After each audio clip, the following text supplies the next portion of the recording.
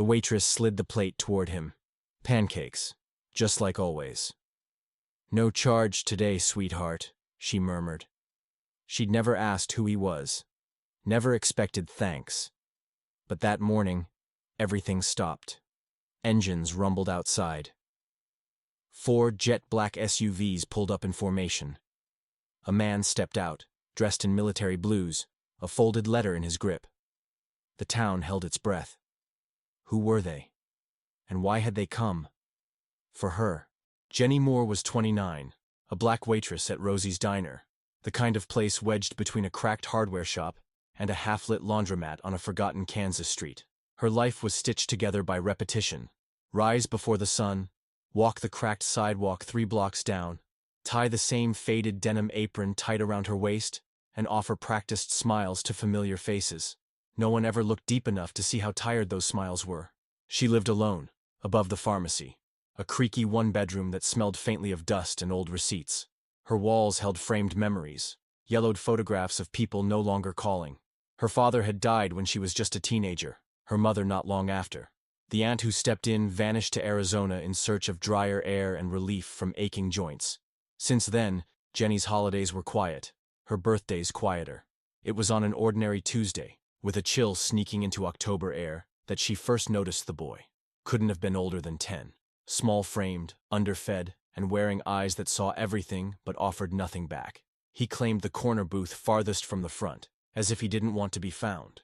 Next to him sat a backpack nearly half his size, and a book cracked open like armor.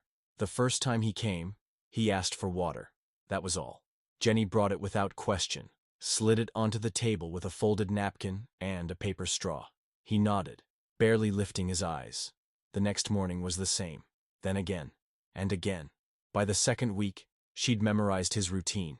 He'd walk in at exactly 7:15, sit without a word, and sip water like he was rationing it. The elementary school was just 3 blocks away. He never ordered food, just watched others. Plates of bacon, eggs, pancakes, toast, pass him by like ghosts he didn't dare chase. On the 15th day, she walked over and set a plate of pancakes in front of him. "Oh, my mistake," she said lightly. "The kitchen sent out an extra. I figured better you eat it than toss it." His eyes darted up, suspicion warring with hunger. She held his gaze for a second, smiled without pushing, and turned back toward the counter. From behind the register, she saw his hand slowly reach for the fork like someone testing fire.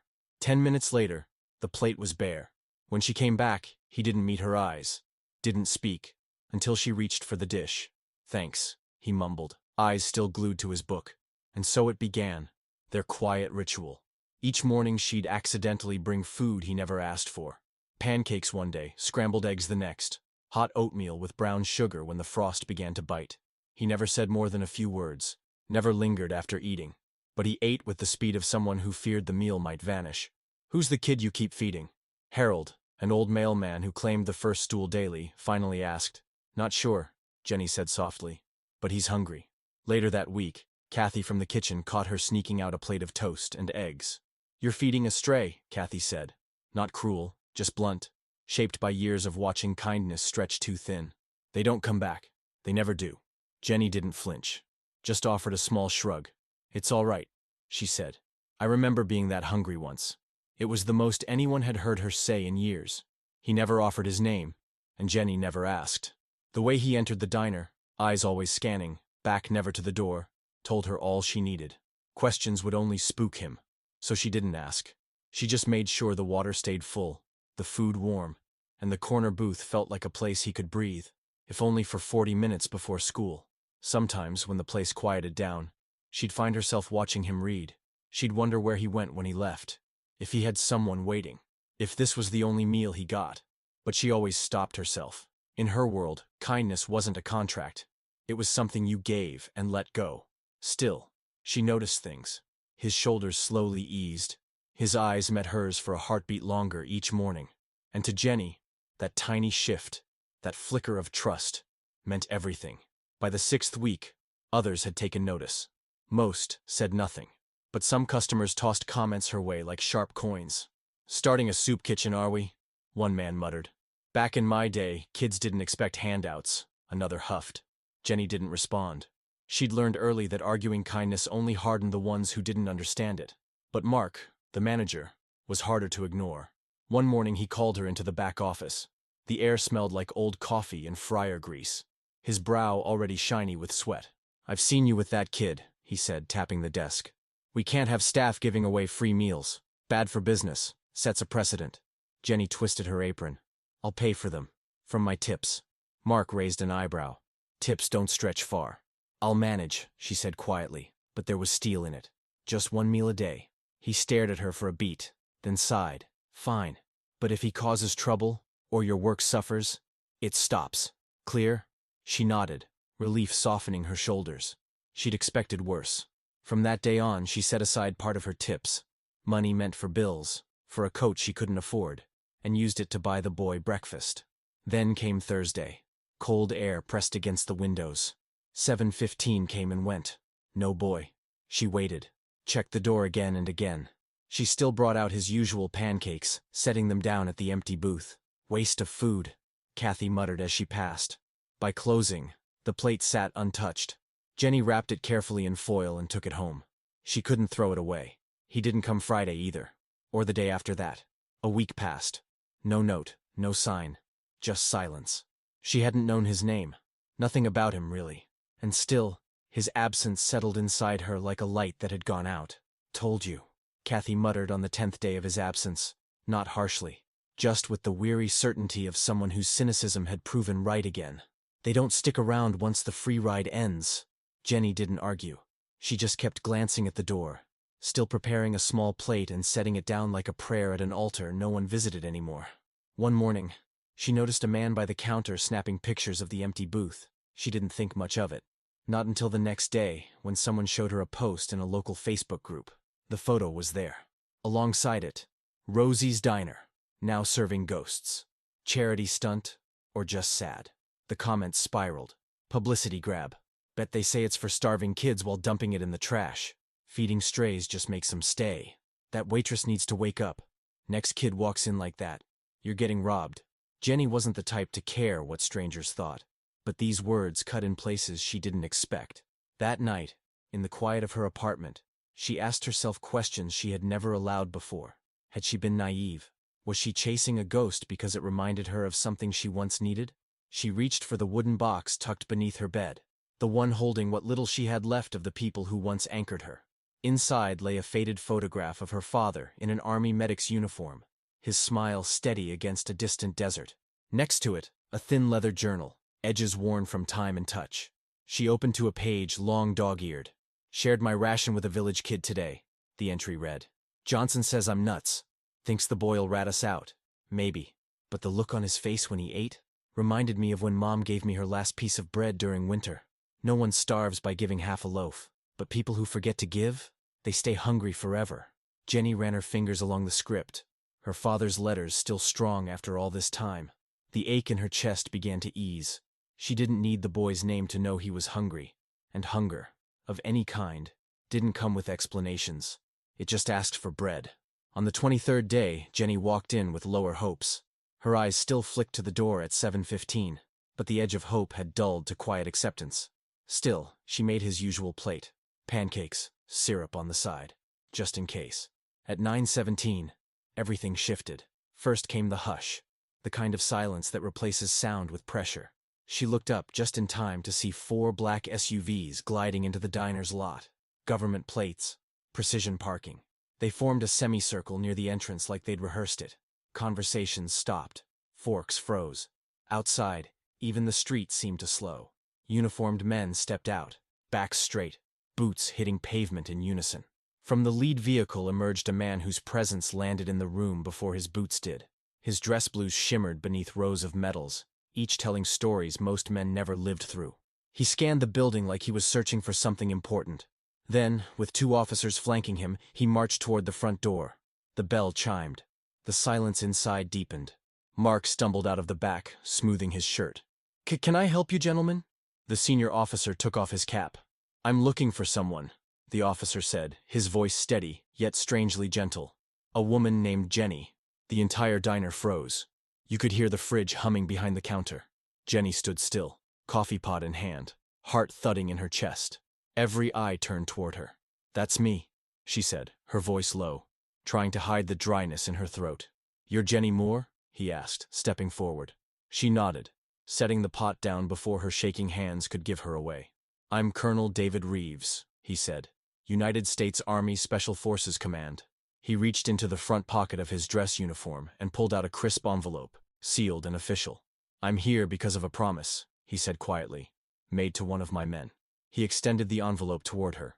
"This contains a letter from the General of Special Operations," he continued, "and a personal message from Adam's father." Jenny's brow furrowed. "Adam?"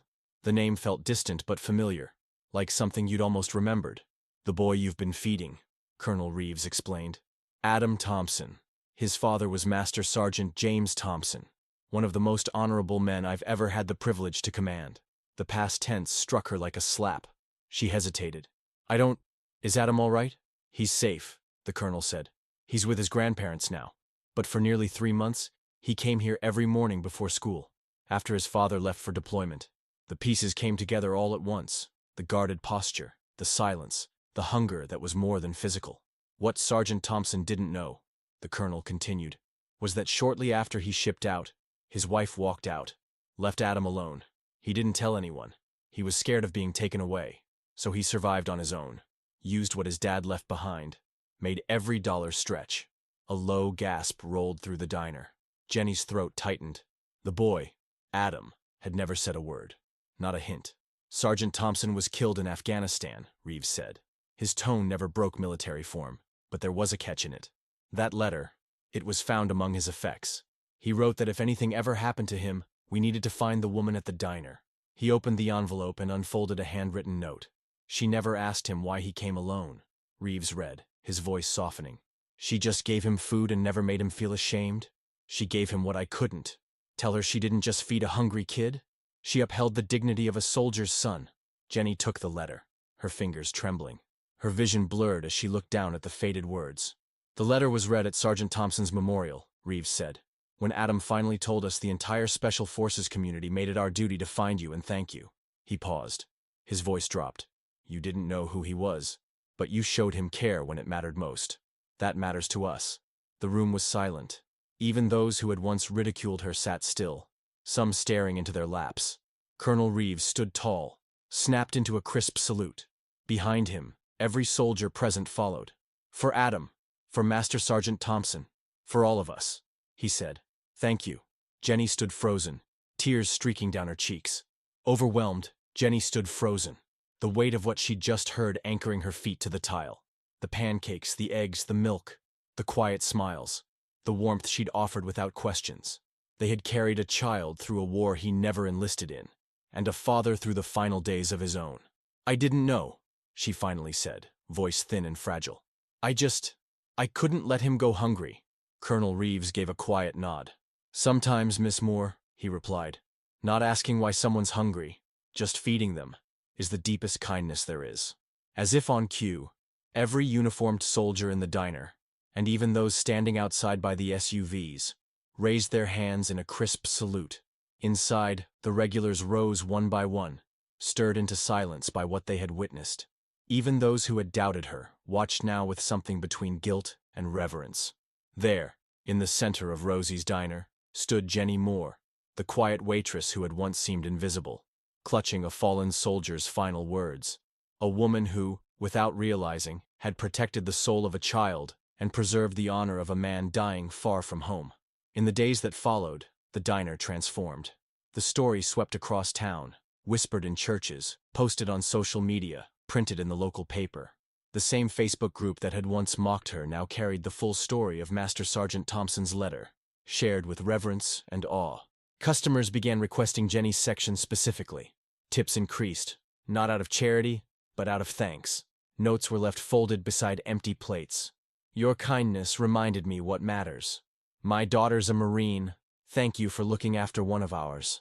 Even Mark, who once grumbled over wasted pancakes, hung a small American flag near Adam's old booth. Beneath it, he placed a quiet plaque, "Reserved for those who serve, and the families who wait." The booth was never empty again. Soldiers passing through town sat there. So did elderly veterans. and sometimes without a word, families in need, welcomed by the staff, fed without fuss, just as Jenny had once done. 1 week after the colonel's visit, a manila envelope arrived addressed to Jenny. Inside, a sheet of lined notebook paper, its letters carefully penned in a young hand. Dear Miss Jenny, I didn't know your name until the day the soldiers came, but all those mornings, you were the only person who looked at me like I wasn't invisible. Dad used to say real heroes wear uniforms. I think maybe they wear aprons too. When his letters stopped, I thought the world forgot about us. But you didn't. You remembered me every single day, even when I couldn't say why I was alone. Grandma and Grandpa are teaching me to fish now. Grandma bakes really good cookies. But I miss Dad. And sometimes, I miss your pancakes too. Thank you for not asking questions when I had no answers. Your friend, Adam Thompson P.S. I finished my book. It had a happy ending. Jenny framed the letter and tucked it behind the counter. Not loudly, not for attention, but as a quiet reminder. When customers asked, she simply said, just to thank you from someone I once served. News of the diner's connection to special forces spread quietly but widely. Soldiers on road trips began stopping in, leaving behind patches, challenge coins, folded notes.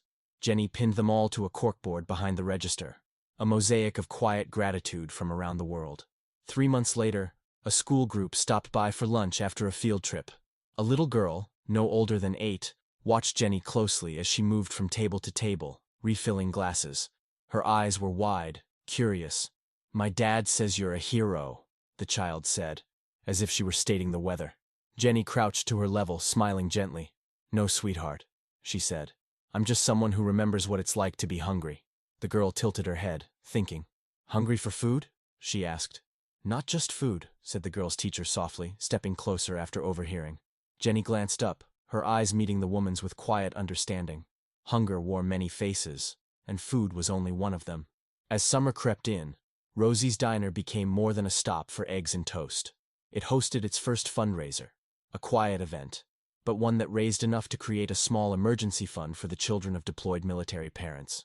Mark, surprisingly, matched every donation. Later, while sweeping behind the counter, he admitted something. My dad used to feed every neighborhood kid who knocked on our door.